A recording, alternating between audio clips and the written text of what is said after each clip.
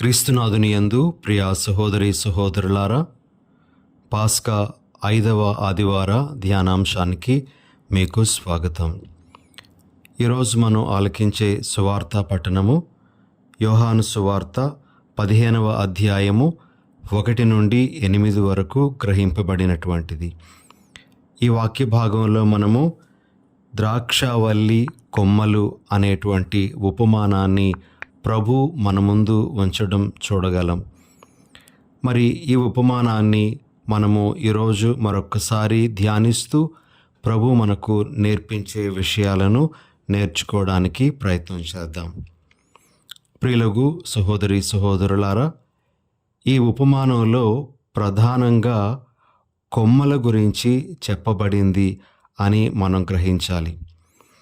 ఈ కొమ్మల విషయంలో ప్రభు మన ముందు ఉంచుతున్నటువంటి కొన్ని ముఖ్యమైనటువంటి అంశాలు ఏమిటి అంటే, మొట్టమొదటిది, కొమ్మలు అన్నీ కూడా ఒకే ద్రాక్ష తీగకు సంబంధించినటువంటి కొమ్మలుగా మనం చూడాలి. వేరువేరు ద్రాక్ష తీగలకు ఉన్నటువంటి కొమ్మలు కాదు, కానీ ఒకే ద్రాక్ష తీగకు ఉన్నటువంటి కొమ్మలుగా మనము గ్రహించాలి. అంటే అన్ని కొమ్మలకు పోషణ అనేటువంటిది ఒకే ద్రాక్షావల్లి నుండి వస్తుంది అని గ్రహించాలి. ఇది మొట్టమొదటి అంశంగా మన మనసులో పెట్టుకోవాలి. అన్ని కొమ్మలకు పోషణ అనేటువంటిది ఒకే ద్రాక్ష తీగ నుండి వస్తుంది అనే విషయం. ఇక రెండవ విషయం ఏమిటి అంటే, ఈ కొమ్మలన్నీ కూడాను ఒకే ద్రాక్ష తీగకు ఉన్నాయి. అవన్నీ కూడాను ఒకదాని ప్రక్కన ఉంటాయి. ప్రియమైన సహోదరి సహోదరులారా, అవన్నీ కూడా కలిసి పెరుగుతూ ఉన్నాయి అనే విషయాన్ని కూడా మనము గ్రహించాలి. ఇది రెండవ ముఖ్యమైనటువంటి అంశం. మూడవ అంశం ఏమిటి అంటే, కొమ్మలకు సంబంధించి ఈ కొమ్మలలో కొన్ని ఫలించే కొమ్మలు ఉంటాయి. అయితే ఫలించే కొమ్మలకు కత్తిరింపు అనేటువంటిది ఉంటుంది.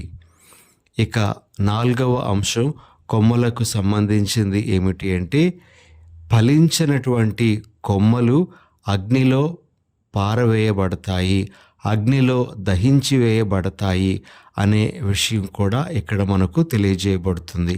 ఇలా 4 ముఖ్యమైనటువంటి విషయాలు కొమ్మలకు సంబంధించి మనము గ్రహించగలం.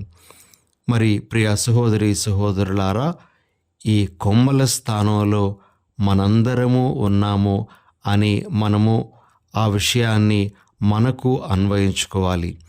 మరి ద్రాక్షావల్లి యేసు ప్రభువుగా మనము పరిగణిస్తూ ఆ కొమ్మలు మనమే అనేటువంటి విషయాన్ని మనము ఈరోజు గ్రహించాలి.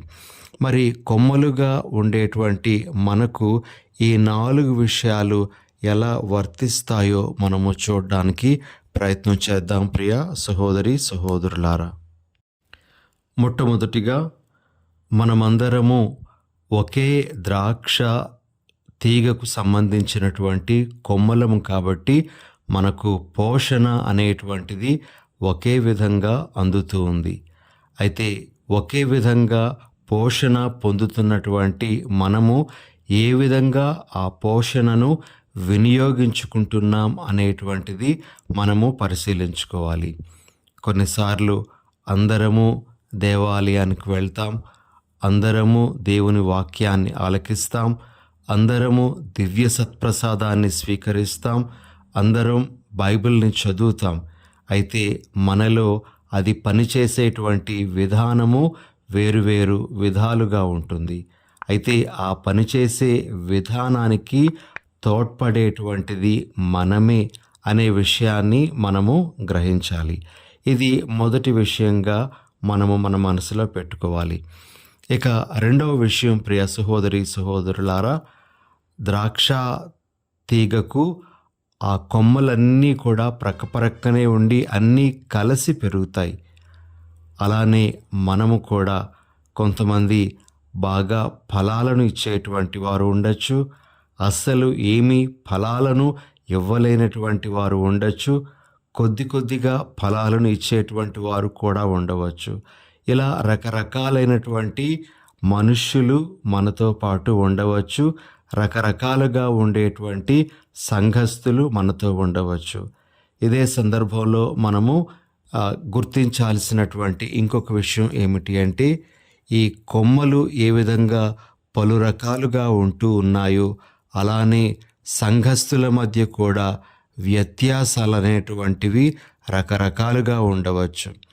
మొట్టమొదటిది వారి యొక్క సాంఘిక పరిస్థితులకు సంబంధించి వారు వేరువేరు వ్యక్తులై ఉండవచ్చు. అనగా వారు వేరువేరు కులాలకు సంబంధించినటువంటి వారై ఉండవచ్చు. అదేవిధంగా వారికి ఉండేటువంటి కళలు, నైపుణ్యాలను బట్టి కూడాను వేరువేరు వ్యక్తులుగా వారు ఉండవచ్చు. ఇలా రకరకాలైనటువంటి మనుష్యులు, వ్యక్తులు మనతో పాటు ఉంటారు. ఆ ద్రాక్ష తీగకు అనేకమైనటువంటి కొమ్మలు ఉండి ఆ కొమ్మలన్నీ కూడాను కలిసి ఉన్నట్లుగా మనం కూడా ఒకే ద్రాక్ష తీగకు ఉండేటువంటి వివిధ కొమ్మలంగా కలిసి ఉండడం అనేటువంటిది అభ్యసించాలి అనేటువంటిది ప్రభు నేర్పిస్తున్నటువంటి ఒక విషయం.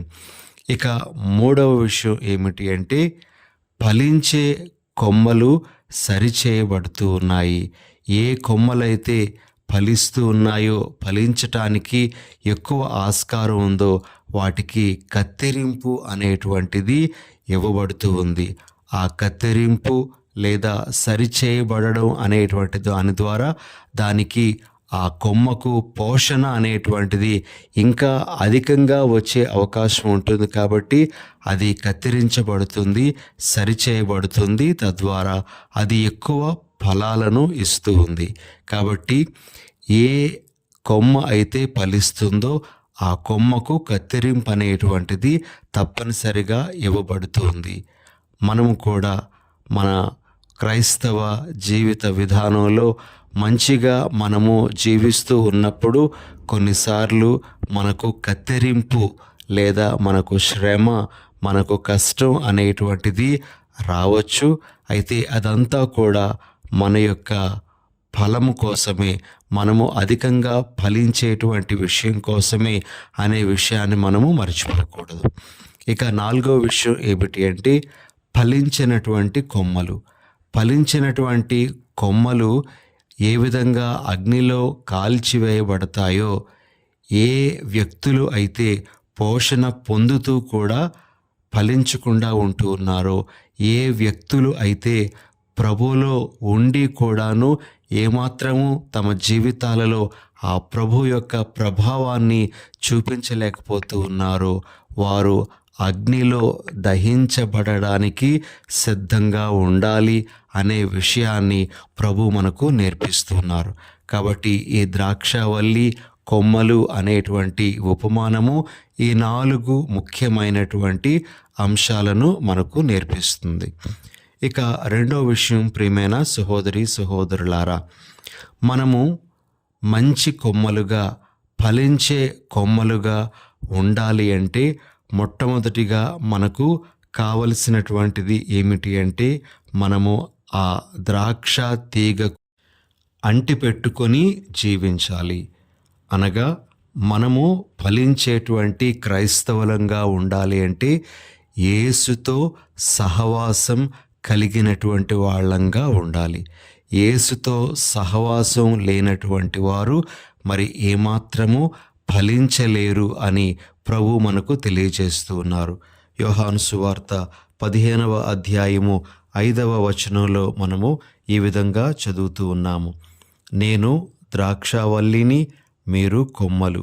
ఎవడు నాయందు ఉండునో, నేను ఎవని యందు ఉండునో అతడు అధికముగా ఫలించును. ఎలయనా నేను లేక మీరు ఏమీయు చేయజాలరు. ప్రియులకు సహోదరి సహోదరులారా, మనము ఫలించే కొమ్మలుగా ఉండాలి అంటే యేసుతో ఉండడం అనేటువంటిది తప్పనిసరి అనే విషయాన్ని మనము గుర్తించాలి. యేసుతో ఉండడం యేసులో ఉండడం అనేటువంటిది ఎలా సాధ్యమవుతుంది అని మనము ధ్యానిస్తే మనకు 2 విషయాలు యోహాను గారు రాసినటువంటి మొదటి లేఖ నుంచి కనబడతాయి. ప్రియ సహోదరి సహోదరులారా, మొట్టమొదటి విషయం మనం ఈరోజు 2వ పట్టణంలో ఆలకించేటువంటి మాట యోహాను గారు రాసినటువంటి మొదటి లేఖ 3వ అధ్యాయము 24వ వచనంలో మనము ఈ విధంగా చదువుతాం. దైవ శాసనములకు విధేయులగు వారు దేవుని యందును దేవుడు వారి యందును ఉందురు అని.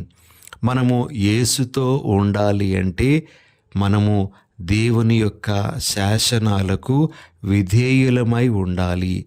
యేసుకు అంటిపెట్టుకొని మనం జీవించాలి అని అనుకుంటే తప్పనిసరిగా ఆయన యొక్క ఆజ్ఞలకు మనము విధేయత చూపించాలి.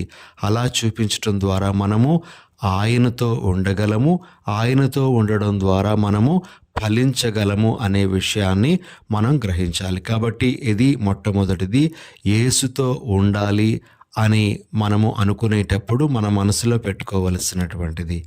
ఇక 2వ విషయం, మనము యేసుతో ఉండాలి అంటే మనం ఏం చేయాలో మరలా యోహాను గారు తాను రాసినటువంటి మొదటి లేఖ 4వ అధ్యాయము 16వ వచనంలో ఈ విధంగా చెప్తారు. ఏ వ్యక్తి ప్రేమమయుడై జీవించును అతడు దేవుని యందు, దేవుడు అతని యందు ఉందురు. అదే మాటల్ని మరలా మనము ఈరోజు ఆలకించేటువంటి 2వ పట్టణంలో యోహాను గారు ఈ విధంగా చెప్పడం మనం ఆలకిస్తాం. సోదరులారా, మన ప్రేమ కేవలము సంభాషణలు, మాటలకు మాత్రమే పరిమితం కాకూడదు. అది చేతలలో నిరూపించబడు యథార్థ ప్రేమ కావలియును అనేటువంటి మాట. కాబట్టి ప్రియ సహోదరి సహోదరులారా, మనము యేసులో ఉండాలి. యేసుతో అంటిపెట్టుకొని మనము ఉండాలి అంటే మన జీవితాలలో ప్రేమ అనేటువంటి గుణానికి చాలా గొప్పదైనటువంటి స్థానాన్ని మనం ఇవ్వాలి. అలా ఇచ్చినప్పుడు మనం యేసుతో ఉండగలము, యేసులో ఉండగలము అని గుర్తించాలి. ఈ విషయాలు మనము ఎందుకు మన దృష్టిలో పెట్టుకుంటూ ఉన్నాము అంటే, మొదటిగా యేసు ప్రభువు కూడా ఎంతో ప్రేమతో మన దగ్గరకు రావడం జరిగింది. ఆయన మన దగ్గరకు రావడానికి ప్రధాన కారణము ఆయన యొక్క ప్రేమే. ఇక 2వది, యేసు ప్రభు తండ్రి శాసనాలకు సంపూర్ణంగా విధేయత చూపించడం అనేటువంటిది జరిగింది. నేను ఈ లోకానికి వచ్చింది నా తండ్రి ఆజ్ఞాపించినది నెరవేర్చటానికే గాని నా ఇష్టం వచ్చినట్లు చేయుటకు కాదు అని యేసు ప్రభు యోహాను సువార్త 6వ అధ్యాయము 38వ వచనంలో చెప్పడం మనం చూస్తాం. కాబట్టి ప్రియ సహోదరి సహోదరులారా, మనము ఫలించాలి అంటే ఈ 2 ముఖ్యమైనటువంటి అంశాలు మన మనసులో పెట్టుకోవాలి. మొట్టమొదటిది, మనము యేసుతో ఉండడానికి ఆయన ఆజ్ఞలకు విధేయులమై జీవించాలి. 2వది, మనము ప్రేమ కలిగినటువంటి వ్యక్తులంగా మన జీవితాన్ని నడిపించుకోవాలి. ఇక 2వ విషయం ఏమిటి అంటే, మనము ఫలించటానికి కత్తిరింపబడాలి. కత్తిరింపుకు మనము సిద్ధంగా ఉంటేనే మనము ఇంకా అధికమైనటువంటి ఫలాలను ఇవ్వగలము అనే విషయాన్ని ప్రభు మనకు తెలియజేస్తూ ఉన్నారు. కత్తిరింపు అనేటువంటి విషయాన్ని మనము పలు విధాలుగా అర్థం చేసుకోవచ్చు. దానిని దిద్దుబాటుతో మనము పోల్చుకోవచ్చు ప్రియ సహోదరి సహోదరులారా. అదేవిధంగా మనకు వచ్చేటువంటి శ్రమలు, కష్టాలు, బాధలు, అనారోగ్యము, వీటితో కూడా మనము దానిని పోల్చుకోవచ్చు. ఇలాంటి కత్తిరింపు మనకు ఉండేటప్పుడు మనము ఫలించటానికి అది ఒక గొప్ప అవకాశంగా ప్రభు మనకు తెలియజేస్తూ ఉన్నారు. కాబట్టి మన జీవితంలో జరిగేటువంటి కొన్ని దురదృష్టకర సంఘటనలు కూడా ఫలించటానికి ఉపయోగపడేటువంటి సాధనాలే అనే విషయాన్ని మనము గ్రహించగలగాలి. కాబట్టి ఫలించాలి అని ప్రభు మనలను కోరుతున్నారు. ఫలించడానికి ప్రయత్నం చేస్తూ ఉండేటప్పుడు కత్తిరింపుకు కూడా సిద్ధంగా ఉండాలి అని ప్రభు మనకు తెలియజేస్తూ ఉన్నారు. ఇది రెండవ విషయం ప్రియులకు సహోదరి సహోదరులారా. ఇక మూడవ విషయం ఏమిటి అంటే ఈనాటి సువార్త పఠనం ద్వారా మనం గ్రహించాల్సింది, ఫలించడం ద్వారా మనకు వనగూడేటువంటి ప్రయోజనాలు ఏమిటి. మొట్టమొదటి ప్రయోజనం, మనం ఫలించడం ద్వారా దేవుని గొప్పగా మహిమపరుస్తాం. ఇది మనము యోహాను సువార్త 15వ అధ్యాయంలో ఈ విధంగా చదువుతాము. నాయందు మీరు, మీ యందు నా మాటలు నిలిచియున్నచో మీరు ఏమి కోరినను అది మీకు వసగబడును. మీరు అధికముగా ఫలించుటయందు నా తండ్రి మహిమ పరపబడును. ఇందువలన మీరు నా శిష్యులగుదురు. ప్రియ సహోదరి సహోదరులారా, మనము ఫలించడం ద్వారా దేవుడు ఎంతగానో మహిమపరచబడతాడు అని మనం మొట్టమొదటిగా గ్రహించాలి. ఇక రెండవ విషయం ఏమిటి అంటే, మనం ఫలించడం ద్వారా నిజమైనటువంటి యేసు ప్రభు యొక్క శిష్యులము అని పిలువబడతాం. మనం ఇచ్చేటువంటి ఫలాల ద్వారానే మనము ఎవరిమో లోకానికి ఎరుకపరచబడుతూ ఉంది. కాబట్టి ఫలించడం ద్వారా ప్రభు యొక్క శిష్యులంగా మనం మారుతూ ఉన్నాం అనే విషయాన్ని గ్రహించాలి. ఇక మూడవదిగా, మనము ఫలించడం ద్వారా మన ప్రార్థనలు దేవునికి ప్రీతికరమవుతాయి. మంచి ఫలాలను ఇవ్వడం ద్వారా మన యొక్క ప్రార్థనలు దేవునికి ప్రీతికరంగా మారి మనం ప్రార్థనలో కోరినటువంటిది వసగబడుతూ ఉంది అని. కాబట్టి ప్రార్థనలు ఫలించటానికి మనము మన జీవితంలో అధిక ఫలాలను ఇవ్వాలి అని కూడా ప్రభు మనకు పరోక్షంగా ఇక్కడ తెలియజేస్తూ ఉన్నారు. కాబట్టి ప్రియ సహోదరి సహోదరులారా, ఫలించడం ద్వారా అనేకమైనటువంటి లాభాలు మనం పొందగలము అని ఈనాటి వాక్యం మనకు బోధిస్తూ ఉంది. ఆఖరుగా అతి ముఖ్యంగా మనం గ్రహించాల్సింది ఏమిటి అంటే, మనము ఏ విషయంలో ఫలించాలి, ఫలించడం అనేటువంటిది దేనికి సంబంధించి అని ఇక్కడ మనము ప్రశ్నించుకుంటే మనకు వచ్చేటువంటి సమాధానం ఏమిటి అంటే, ప్రియ సహోదరి సహోదరులారా, ఒకే ఒక ముఖ్యమైనటువంటి సమాధానము. ఫలించడము అంటే యేసులా రూపొందడం. ఈ ఒక్కటే మన మనసులో పెట్టుకుంటే చాలు. యేసులా మారడం, యేసు వ్యక్తిత్వాన్ని అవలంబించడం, ఇదే మనము ఫలించడం అంటే. మనము ఎన్నో సంవత్సరాలుగా క్రైస్తవులంగా జీవిస్తూ ఉన్న మన జీవితాలు యేసు జీవితాల్లా మారలేకపోతూ ఉన్నాయేమో. యేసు మనస్తత్వం అనేటువంటిది మనకు అలవడడం లేదేమో. మనము ఫలించాలి అంటే ఇది ప్రభు మన ముందుంచుతున్నటువంటి విషయం. మనము యేసులా రూపొందాలి. మనము యేసు మనస్తత్వంలోనికి వెళ్ళాలి. యేసు మన ద్వారా ప్రతిబింబించబడాలి. ఇది మనందరము గుర్తుంచుకోవలసిన విషయం. మరి ఇలాంటి విషయాలన్నీ ఈనాటి సువార్త పఠనం ద్వారా ప్రభు మనకు బోధిస్తూ ఉన్నారు. మనము నిజమైనటువంటి ఫలించేటువంటి కొమ్మలుగా జీవిస్తూ తద్వారా దేవునికి మహిమను చేకూరుస్తూ మన జీవితాలను కూడా సంతోషమయం చేసుకోవడానికి ప్రయత్నం చేద్దాం. చిన్న ప్రార్థన చేసుకుందాం. దయగల ప్రభువా, ప్రేమగల తండ్రి, మీ పరిశుద్ధ నామానికి స్తోత్రాలు. ప్రభువా, మమ్ములను ఎల్లప్పుడూ ఫలించే కొమ్మలుగా తీర్చిదిద్దమని, మంచి ఫలాలను ఇచ్చేటువంటి కొమ్మలుగా తీర్చిదిద్దమని, మరి ముఖ్యంగా మీ కుమారుని ప్రతిబింబించేటువంటి జీవితాలు జీవించే వ్యక్తులుగా మమ్ములను మార్చమని మా ప్రభువైన యేసు ఘనమైన నామమున మేము అడిగి వేడుచున్నాము తండ్రి. ఆమెన్.